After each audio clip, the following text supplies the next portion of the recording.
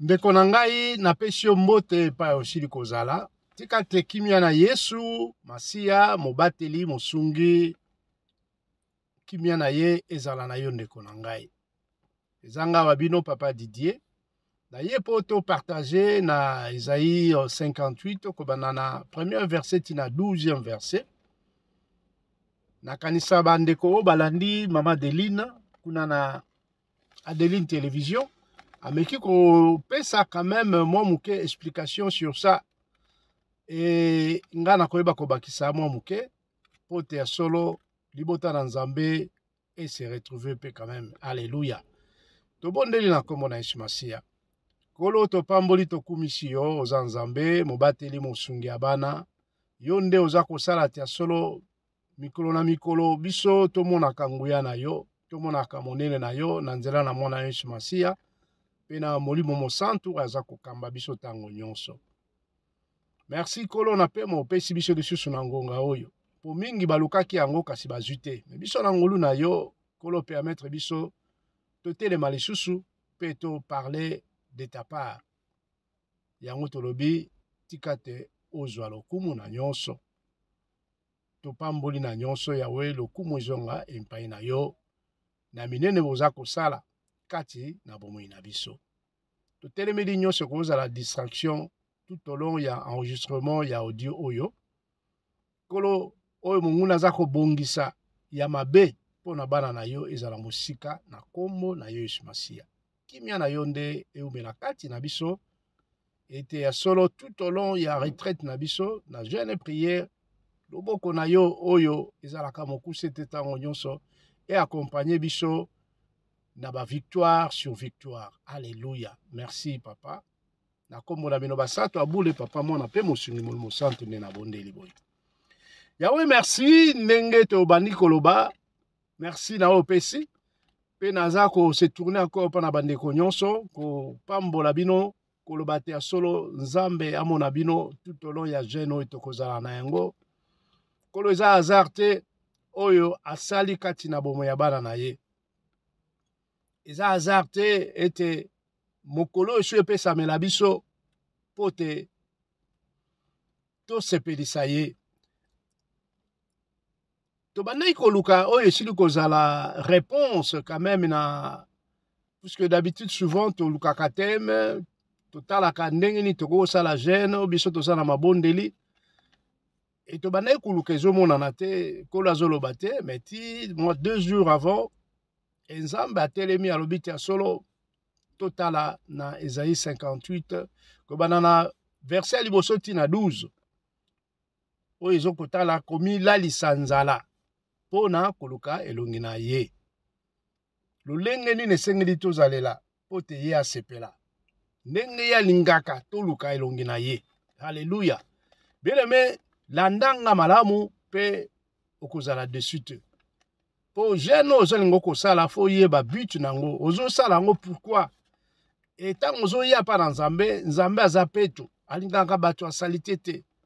Sinon te mabondeli na yo ndeko ekozala lokola makelele ya ngungi na matoi ya elephant. Eloko moko ekoyokanaka te. Ekozala lokola oza ko déranger Nzambe. Nzambe aza na posa oloba makambo malamu pe akokisa posa na ye. Po oza mwana na ye. Alléluia. Yango to bandi kotanga to komeko sala commentaire pe moi muke pona tozwa quand même idée na oyo nini Nzambe alingi pona jeune na biso oyo kubanda le 27 na 23h45 pe tokokoba nango ti na mokolo ya samedi ya tongo samedi ya le 4 janvier samedi à le 4 février 2023. Donc le 27 il y a janvier oyo 2023 na 23h45 et ceux qui te poussent ni te lobby que to banana minute donc ils allaient le 28 il y a janvier 2023 et ti to poussa na le 4 na tongo nde wana en tout cas toko libérer bandeko nyonso et tozana kondima te Nzambe akosala tout au long ya semaine mobimba tokozala nango na kolukelongi na ye. Alléluia. To bani kotanga penza na lombango poto comprendre to ko mélanger moi mke na français ndenge nzambe akoyeba kotambwisa kaka biso na nzela ya molimo santo. Yawe alobi na ngai wana na Esaïe 58 1 à 12 tobandi kotanga ndeko na ngai pe tokosala commentaire moke ndenge molimo santo akoyeba kotinda biso.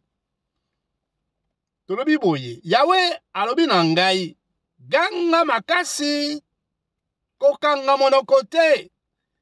Kolo aza koyebisa moumbu na Esaïe alobi ganga pesa message oyo loba makambo oyo nazala ngo posa pona bana na ngai.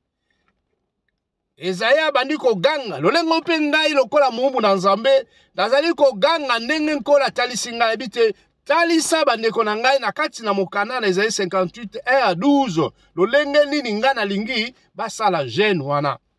Olobi Yawe alobi na ngai boye ganga makasi kokanga monoko te.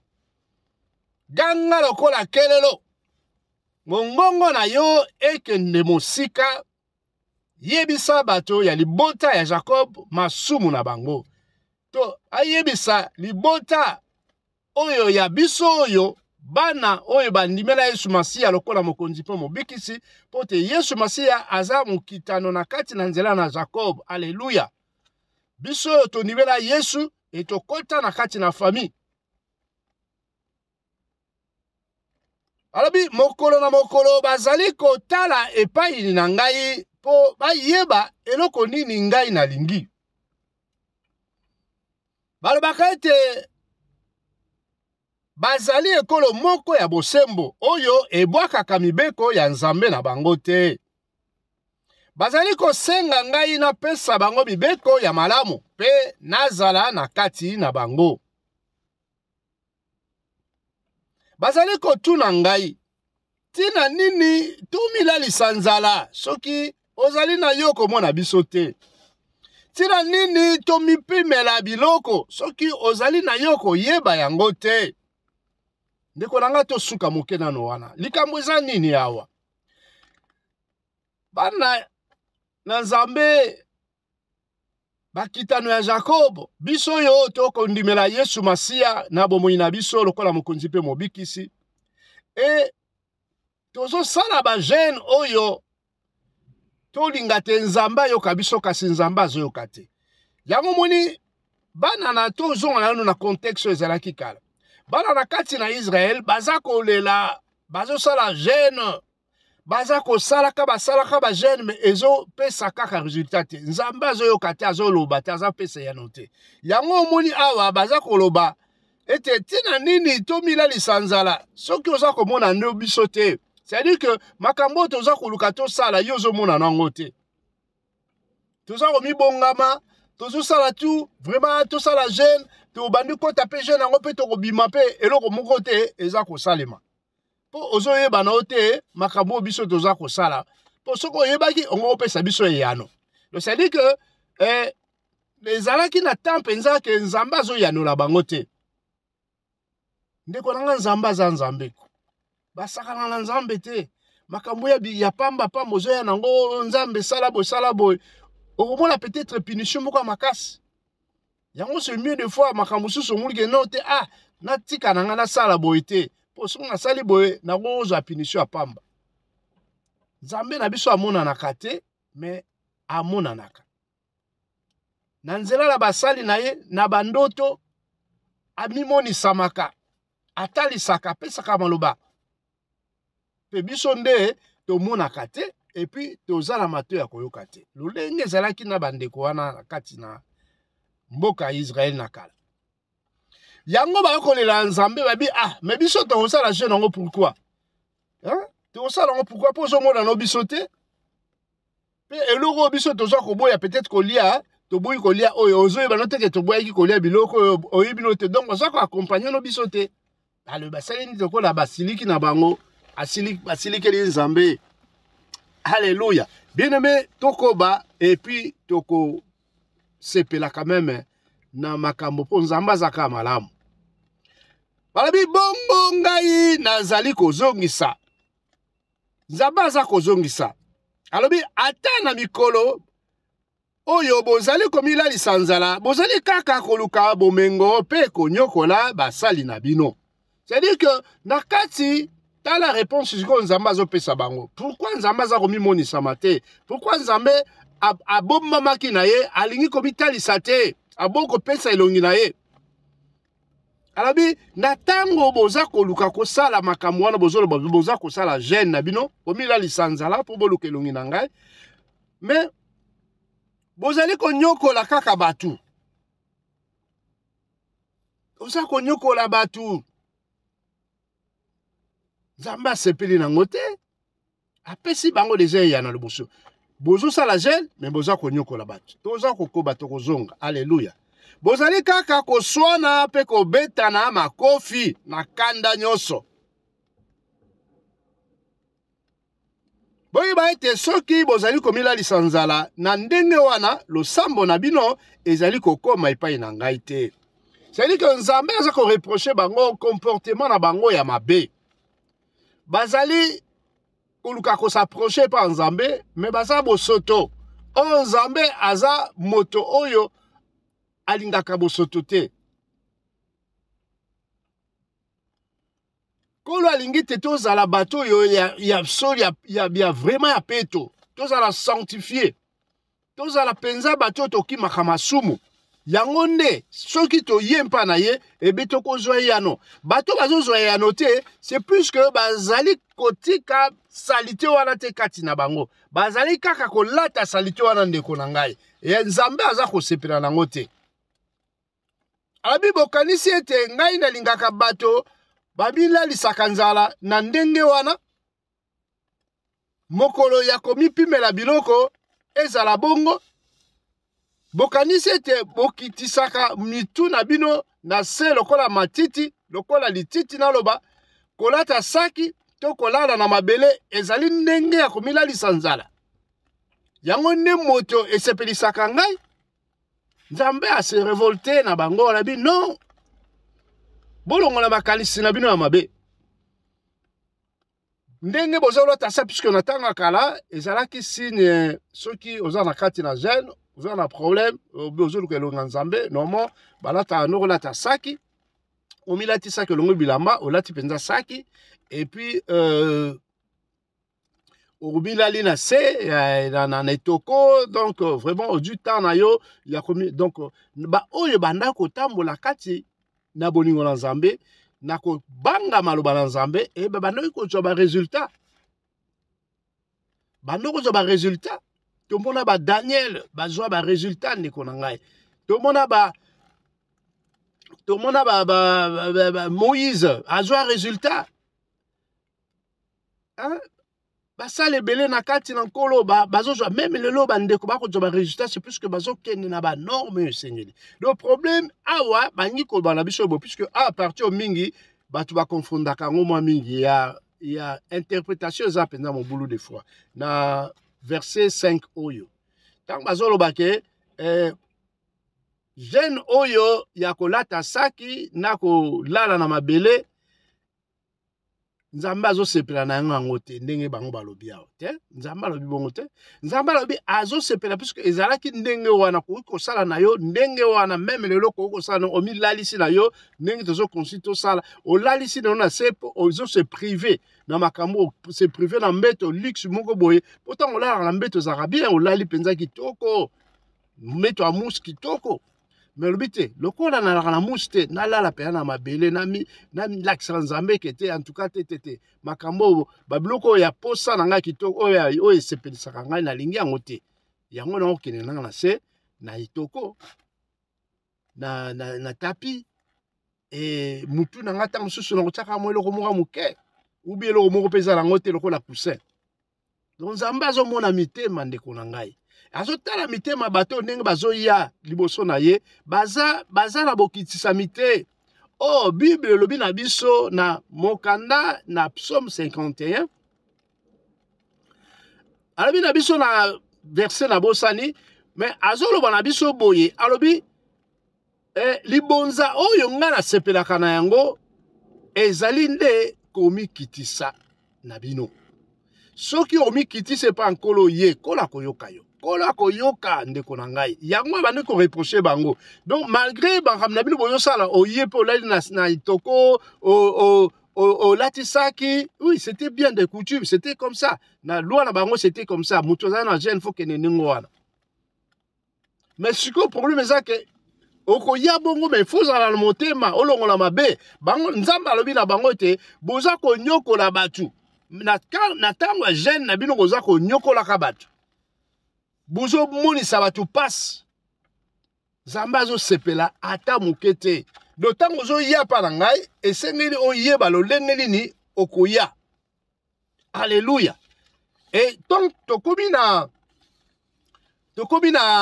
6e verset kola lobi boye alobi kobila lisanzala oyo ngai nazali ko sepela na yango oyo yango toza koyoka sikoyo ndenge nzambe abengisi biso na kati na jeune oyo tokozala na yango ndeko na ngai na yo tolanda lolenge nini nzambe alingi ezalela alléluia abi tofungola minyololo ya bato oyo tokanga pamba tokanga batu bien na mitema na biso tokanga batu na makambo ya na tozalaki na ngokala na kanda avant to yamba Yesu Masia peut-être ou bien même après to yambie mais to ozaka na kanda o discuter na ndeko eloko bosuka kaka wana ndeko abi akolo ndeko nanga limbisa ngai yobi bon ça va na limbisi mais olimbisi te kanda wana evandi yo kaka soko moni opesa même mbote te olingi même pas ko sentir présence na ye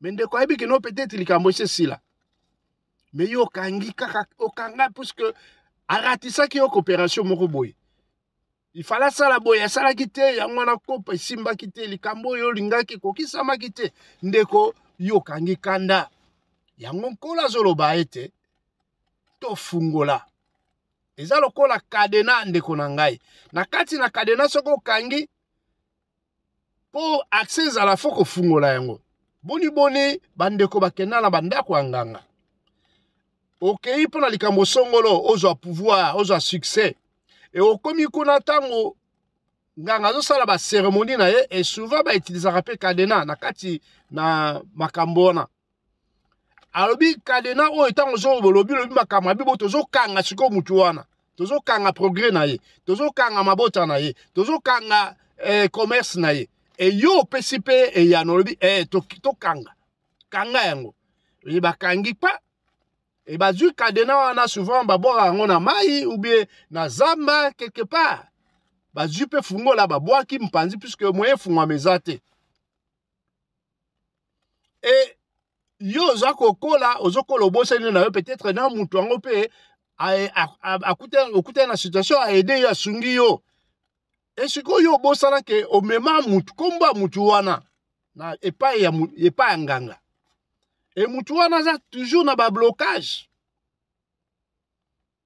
enzamba talishi yo ete makambo yo salakala tala rétroviseur na yo ndeko na ngai ozotambola tala rétroviseur olingo na jeune yo tala rétroviseur makambo nini yo sala na tango ya kala makambo nini yo sala ki lobi makambo nini yo sala ki il y a plus de 5 ans il y a plus d'une année il y a 2 jours il y a 1 heure même quelques secondes makambo nini yo tuko sala sikoyo oyo nzamba sepeli na ngote yango lobi fungola motema ko fungola motema ndeko na ngai fungola motema balobi te ko ke no trouver nganga wana po makambo iseleka okoya na kati na jeune osengi kolokolo limbisa na kendaki na telle place na kangaki bato na kangaki bato physiquement oui okangaki bato kendaki penza en physique ok osali pe ba cérémonie papa bakangi et na kati na nzela na molimo na kati na motema na yo e okangi pe moto yango na kati na yo peza na bato kangi ye penza na motema eloko libéré ye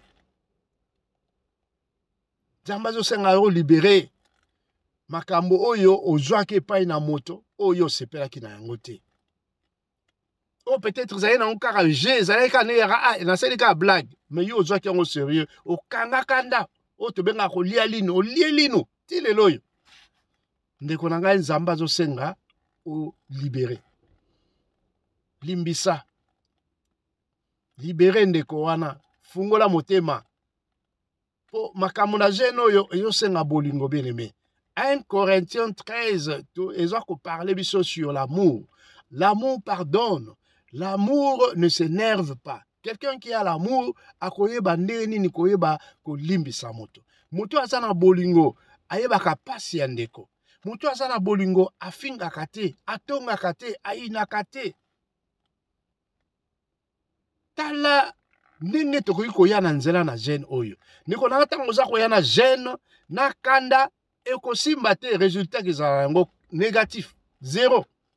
C'est mieux qu'on s'en aille le côté que oya koluka gene et prier entre-temps au robomano tango ya pamba. D'abord il faut qu'on se repentir. Au senga bolimbisi ndenge mama Adeline alobi na biso na mokolo oyo ya lelo oyo ya vendredi oyo banda ko senga bolimbisi mpa na nkolo. Kola yo kelo mawa. Kolo ayoka mawa pe yo fungola motema. Talisa ye po ye bi amona ko eza kati na biso. Aza ko mona o eza kati na biso. Tozala lokola bana oyo ya Jacob ya kalate oyo baza koloba ozo mona kutu te ba jeune biso toza ko sala. Tozo belela yo ozo pesa biso kutu te ya noté. C'est plus que ba ko tambola na banzela mabe. C'est plus que babandei ko yeba ko ndimela ba Dieu Moloch. Ba Baal. Donc na kati na bandako na bango baza na ba cérémonie mususu babandei ko sala. Bazolanda l'Éternel Dieu des armées, bazo sepela. Mais na mupanzi bazo sala makamususu. Yango so itotali na mokanda ya un roi. Un roi na 16e ou 15e na 15e na 15e à partir à 15e toloba verset pe ozako kita. Okomona masolo eza wana eza plus lié na makambo etali Jézabel. Jézabel otoyebi azalaki reine na tango ya roi Akab.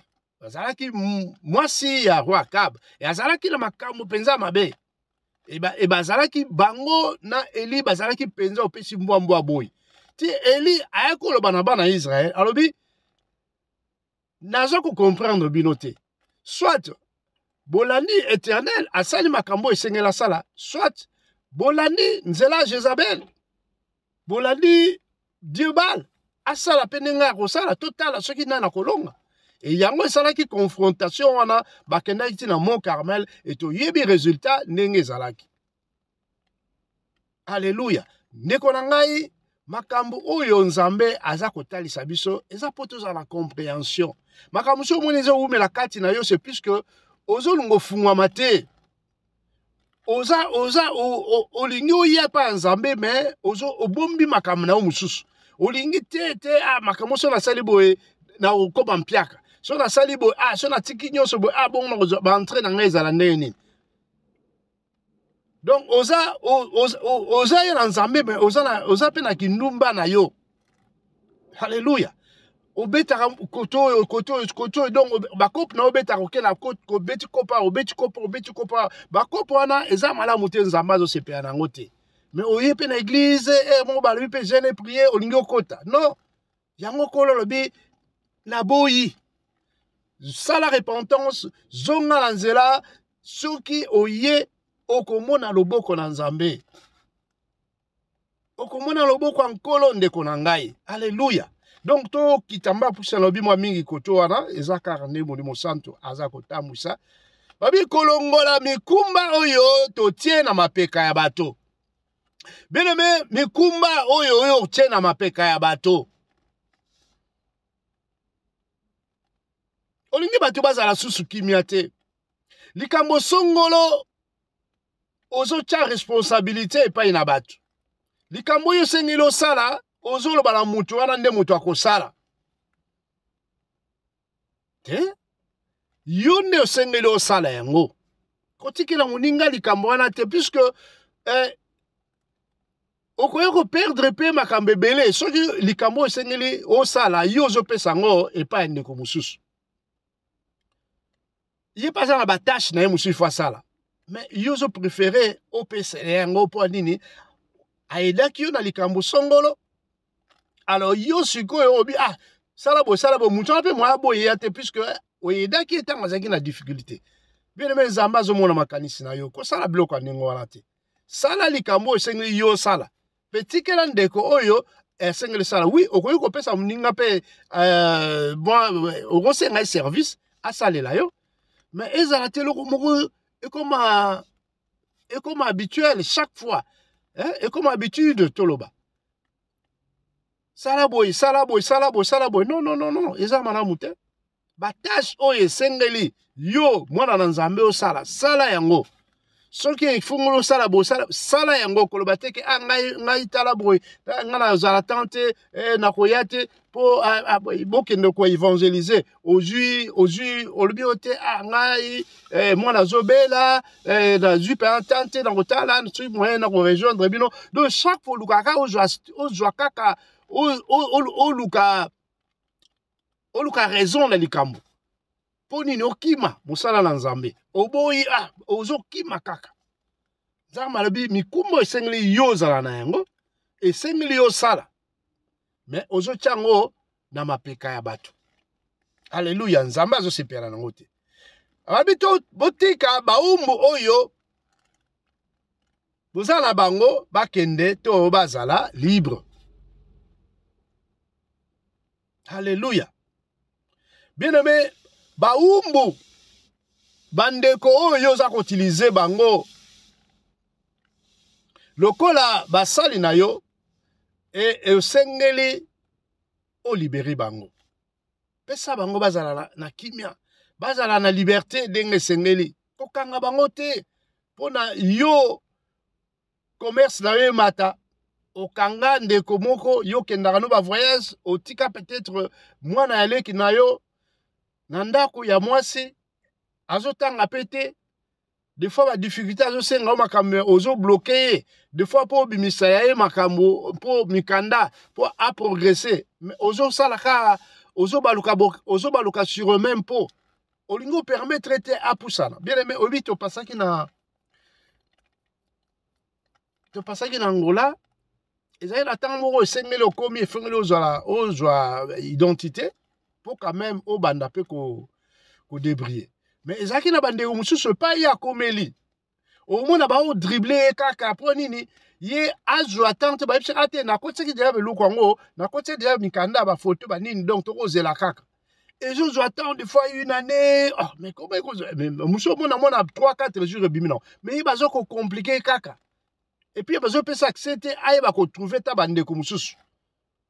Mais bile eza nango na ndako aza oni do so posa ni diable mais yaki azo ke ne ba voyage azo zongaka azo progressaka mais ndeko wana banda yaki po lukanzela azaka wana bien aimé toyebi baka wana baka eza belé mais toza na temps ko lebela ngote mais tozo yebaka ke non faut ko libérer oyo kanga ba oyo mona ke no batu pamba te. Nzamba azomona bango bato ya solo. Libérer bango po oyo zo kokate osala pona bango e moto musu akoyo kosala. E Nzambe ye moko yebi ndenge nini akosokipe na bango. Libérer bango ndeko na ngai. Balabi ko apprendre mutu ndenge akoyeba kobwaka ndobo na mai eza malamu ko pesa ke mbisi mokolo na mokolo. Po mokolo mususu ekozala te okosilika. Okobandozwa ba raison to mona ka bona mutu soka ko mimpiaka akomi ko silika pa makomi ko tshaba tu mal à l'aise na ndako. C'est comme si bino boza na problème na yi. Poni azo mona mikumba wana komi pa na yi. Onzo kana ko sala tu po alukela bino ta misala et puis comme ça libérer bino. Alléluia. Nzamba za malamu ndeko na ngai. Yango na kati na jeno yo nzamba ana posa te solo yo mutu za kati na makambo yo. O libéré bandeko oyo ya solo yo ozako kanga bango lokola baumbu na yo basalelaka yo da kati na nzela na molili pe lokola na makambo ya ba magie makambo ya ba secte Nzambe azako beta loboko na ye ya nguya nyonso lobi ndeko yo olingi ko yapa nkolo esengelo otika makambo wana bato yo kanga na kati na molili. Bato yo osili koyeba kopesa ba contrat olobi ke no kokozwa oya ozwa mwana kingane ozwa mwana oyo bacha bango na liste nzambe azosenga te olibere bango baza bana ya bato makila wana ekokute yo trop cher ndeko na ngai ozolinga koya opusana oya na kati na mopanzi oyo ya Yesu Masiya tika makambo wana tika babiloko wana yango kokota pe na kati na jeune esengeli obongwa mapenzi ya solo il faut ndimela Yesu Masiya lokola mokonzi pe mobikisi na yo epe osala repentance bongo koya donc voilà ba condition eza ndenge wana donc tant que repentance na yo na ka oyo eza oza kondima ete ba oyo kanga ba oyo kanga ba umbu wana o basalelaka yo na molili ba oyo bakenda kosala mosala ya butu wana ba dongo ya bato oza koutilize ndeko na ngai nzambe aza na posa te o libere ba âme wana bazala libere comme ça yo okoya pe kolo akoyoka yo eza na bato ebele ana posa tika misala wana atika yango mais azo koyeba ndenge nini akoya te to ayebi na ye me koto wana zo ninga ya tika so na sali bwa ntuka na obanda kozala na mbongo na kozwa su wapi po yango te pesa nga mbongo so na sali bwa ntuka makambo zo kende bien alléluia nzambe azo sepela nango te donc konyokola lesu batu te tika batu bazala na kimia ndeko na ngai zala na bolingo wana ndenge tolobi na 1 Corinthiens 13 l'amour pardonne l'amour ne fait pas souffrir l'autre l'amour pardonne ndeko na ngai limbisa na kati na jeno yaka na esprit ya pardon balabi le pardon libère quelqu'un okozala libéré omona soko sengi mutu bolimbisi benga tandeko na tango oyo benga soko ate ozuta nko benga te likambo te vanda lelo eza mokolo kobondela kolo limbisa ngai limbisa oyo nasalaki bandeko na ngai oyo nasalaki baami na ngai ba frères et sœurs en Christ tala makambo boye sala rétrospective ya vie na yo tala rétroviseur ndeko na ngai makambo nini ya mabe osalaki senga bolimbisi tango yoko senga bolimbisi voilà nzamba koyoka etango toza koya na kati na jeune oyo ya malamu ekokokisama nzamba kosaka te ndeko na ngai nzamba alobaka pole kasi biso tolinga chaque fois kopesa ye mokongo après tu aza nzambe aza autorité monene nzambe moto asali biso yende moto asali biso eza nzambe tango asalaki mokili biso mpe tozalaki te mais sikoyo toujours se comporter lokola des fois ba langage musuto bimisaka des fois on dirait nzambe akoma lokola mutu moka aboy donc ozo sala makambo penza na nko ke ozo mona molimo santa zolo bana ke sala boy mais ozo yoka na ombe oza ko boya ko sala ngo ende konanga yeba ke eza mpasi mokola suka toza na jugement un jour yango ba opportunité boye tozanga kango te to ya ko mikitisa balabi bako bwaka oyo ozala na liste te akobwaka mana moto okobwaka mana moto ndeko na ngai nga songi na moni na komi na poyo na ngabi akolo sunga nalingi te nazala moto ya moto nini nasala kolo poti ya solo na bika mokolo na suka balobi na biso boye kosala partage ya lipa to eloko nyonso oyo ekoki kosunga moninga oyo aza na mpasi bien-aimé le partage oyo baza koloba awa na kati na nzela ya mokolo na mokolo tozalaka na se na moya awa oyo oza nango pesa ndeko mwanda moza nango pesa pe ndeko oyo azangi eza malamu tosengaka lipa na losambo na biso ya notre Père. Donne-nous le pain de chaque jour, le pain quotidien. Et lipa na tango yozwa. Eza nzamba zo ba kentango yozu mwa mingi ko opesa peine de kwa zana kozanga. Eza malamu nzamba zo senga ndingo wana. Lipa wana ndeko na ngai eza pe connaissance oyo zana yango. Connaissance oyo zana ngona makambo ya nzambe te ya bandeko pe pembeni. Yebisa ndeko ayebi tete ndeko na ngai tala boye. Chaque fois zo ko yeba kote ya ye akobongwama. Oza kopesa ye lipa ya bomoi. ozopesa ye lipa ya mokolo na mokolo ya molimo nzambe akosepela na yo tosala partage na bandeko na oyo ya physique pe na molimo. Alléluia. Nzambe na nguya azwa lokumu balobi topesa bilamba na biso epa bao baza na kozanga kolo asimba mitema bana na ye na ntina te na ntango ya jeune oyo ya solo okanisa ndeko oyo moni ti ya solo omoni lokola bolumbu fo latisa ye elamba ndeko na ngai. Latisa bilamba physique pesa ye oyo kokozala yango pesa ye kabela ye mais ezala mieux peut-être kokosombela ye oyo esengeli opesi yango. Tozala ba Primark, tozala ba Lidl, Aldi, ba komo oteka pe mo ba bilamba de fois mona ngo eza bien. Soki moyen ezali pesa ata ndeko. Pesa ndeko loko pe ya moi bien. Ezate loko yo moni ke fuke na fulu. Ezo ke no boire na poubelle penza.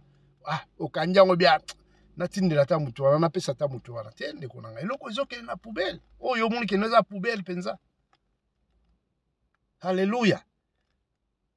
Donc voilà, pesa moto mwelamba moto pesa kati na bulumbu, c'est-à-dire que moto oyo ozomona ye spirituellement parlant ozomona bulumbu, c'est-à-dire que aza pesa na nzela te sunga ye aya na Yesu ndeko oyo omoni ke vraiment aza milangwa. Donc c'est-à-dire que aza na bilamba te il fallait te lamba oyo Christ azo senga ya la te lamba ya kitoko ya pembe ya masumu te ya kati na masanga te na kati na kindoki te na kati na makambo ya mabe te.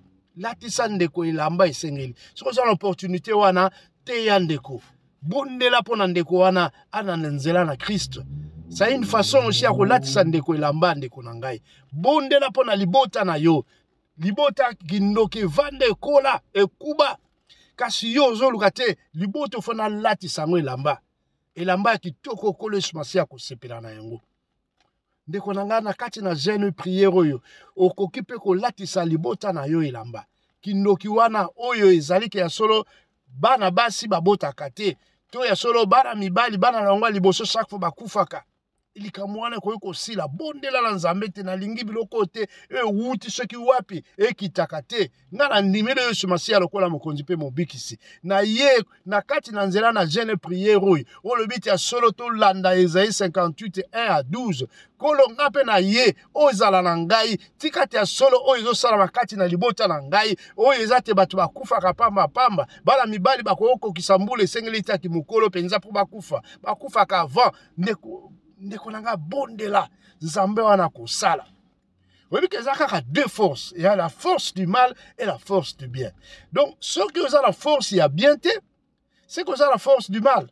Alors, le cas où il n'y a pas une union, et pas la force, il y a malamu, et je sais que la bisoto zala na makambo, on a zako yebisa yo nantango yene konangai. Wana no komona loboko na nzambe. Wana ne nzamba ko sala kati na yo. Alléluia. Teo que la bande kona biso mawa. Par là, tu lobi que solo tu es baloleng tu rosa na batu bande kona biso que li kamo sengeli o aider, il faut aider, li fa service sengelo sala o sali. Bien aimé, moto na mawa aza moto yo nzamba atalaka mingi. Et ceux qui osa ko sunga ndeko aza ozumul be ndeko vraiment te kana sunga. Nzamba ko mona yo, geste yo ko sala nzamba ko mona yo. Ba veuve baza bato mawa po baza na moto te oya koyeba ko sunga ye mobali na etango azalaki en vivant abando ko sala pona ye mais tant a commis déjà veuve eza pasi bana muso mo pe s'occuper penza la maman na ye comme il faut ezala penza te ezala nka mwa ndambu mais mobali na ye nde mutala ngai ko s'occuper na ye comme il faut mais mobali ngaza susute mais alors soki biso toza ko sunga ba veuve Nenge Bible obina biso te église ya solo religion ya solo toloba ezali religion oyo eza ko sunga ba veuve ba orphelin pe ezo sala volonté ya Nzambe soki ozana ba po wana seke Nzamba azo sepela lolenge ya kitoko oyo okoyi kozala na sena moyo oyo ndeko nanga to sunga to yokila bandeko oyo baza to yokila bandeko mawa ba oyo baza na kati na ba problème ba difficulté baza ba tupe ya mawa ko ba ko sunga bango eza malamu mwandamo emonani opesi moi eloko tinda tamo quelque chose et pas ya ata na mboka Congo kuna osungi na kati orphelinat moko boye obondeli d'abord okuli kotinda po ba oyo bazana posa kolia pe balia bazala na eloko esengeli mais bondela d'abord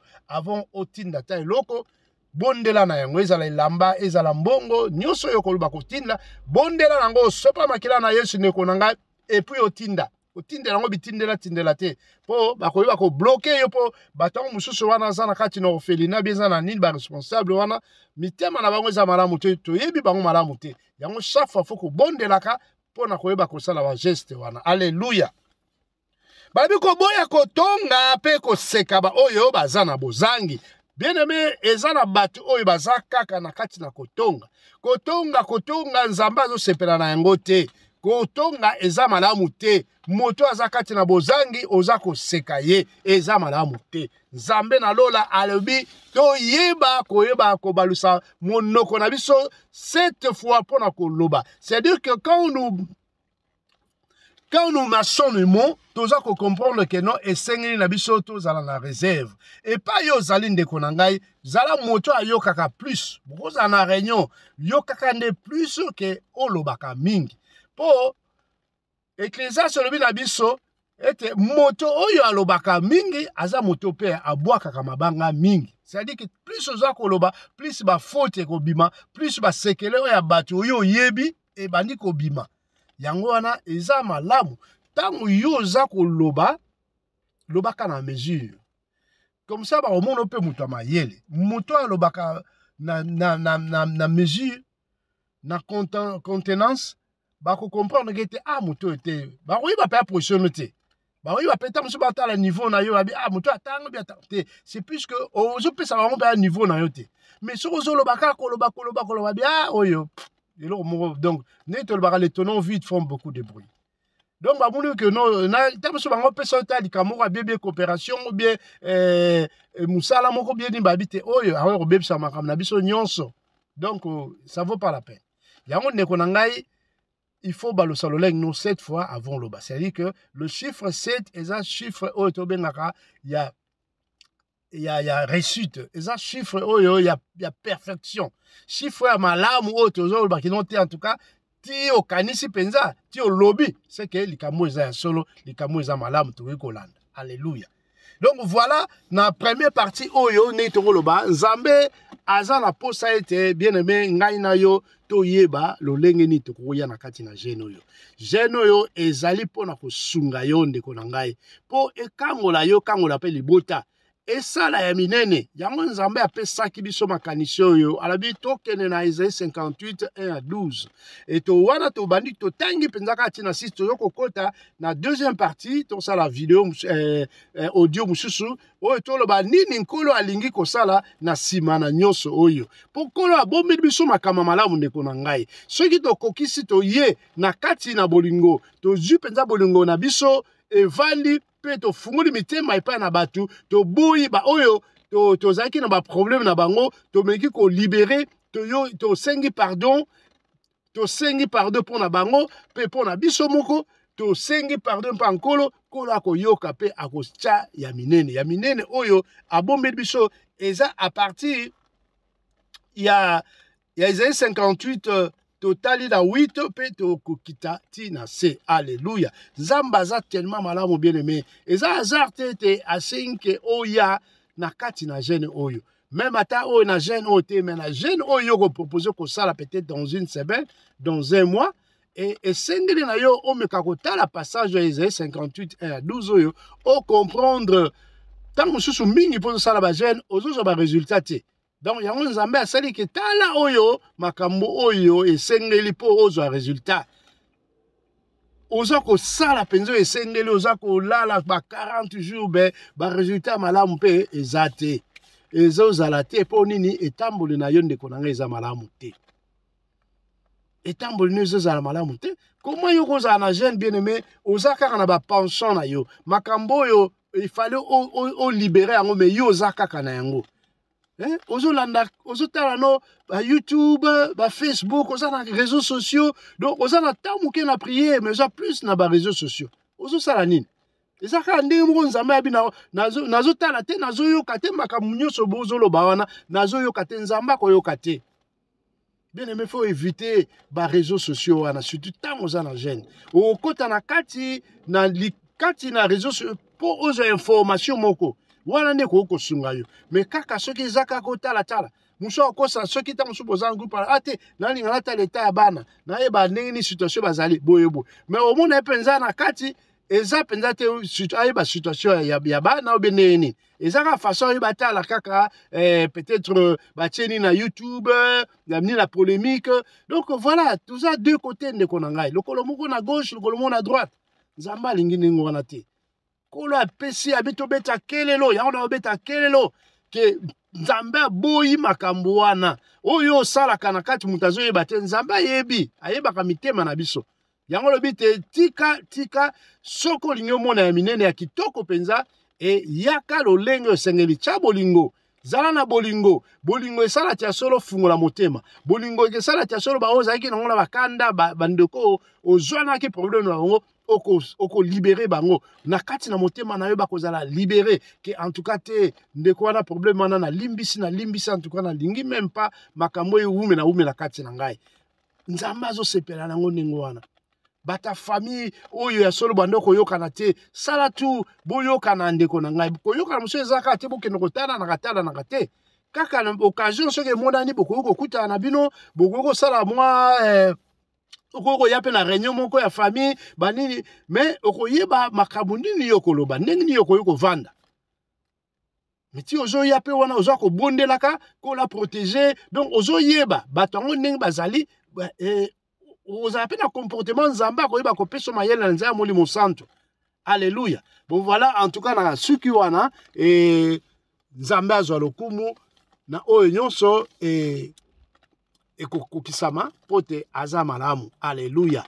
nayebi te ya minene akobongisa tosala audio mosusu awa po totala oyo nini nzambe abombeli biso soki topase mpenza etape oyo malamu oyo azobengisa biso totika nyonso ya mbindo oyo nyonso ya salite oyo nyonso ya mabe epo toya epai na ye donc Galate 5 18 à 19 makambo ya mabe adultère lesbianisme homosexualité querelle kofinga orgie nzambe azosepela nango te ndeko na ngai yango wana alobi tobeta kelelo ete yo ndeko oza na posa orejoindre lingomba moko na kati na retraite to osala retraite na yo personnelle jeune prière na yo ou bien orejoindre biso na mokolo na lelo ekozala malamu ndeko na ngai oyeba kotika makambo wana zala na bolingo puisque jeune prière soki otie na bolingo eza na résultat malamu